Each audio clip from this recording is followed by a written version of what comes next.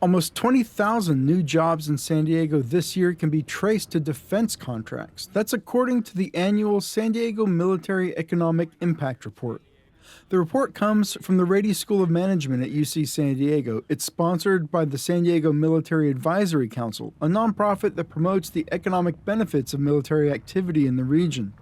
Michael Meyer is the UC San Diego professor who leads the team behind the report.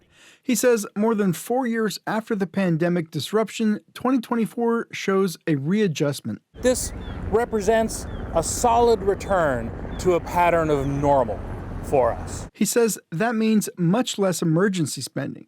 Instead, much of the more than $40 billion spent in San Diego is on things like maintenance on military bases. That's an increase of almost $4 billion from last year.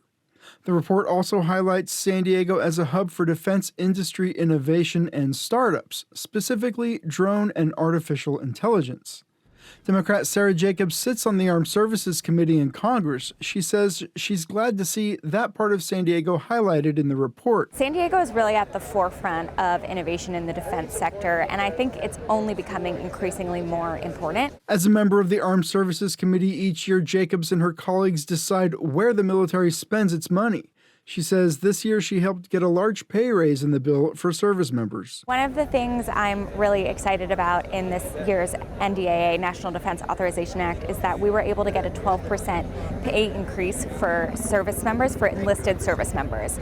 This is to help close the gap between enlisted service members and officers. One notable absence from today's news conference, former SDMAC CEO Rear Admiral Mark Baumert. Baumert stepped down from that job earlier this year. He died last month. Baumert was a fixture in the military community and someone whose voice you've heard on KPBS as the CEO of SDMAC the last 6 years. Andrew Dyer, KPBS News.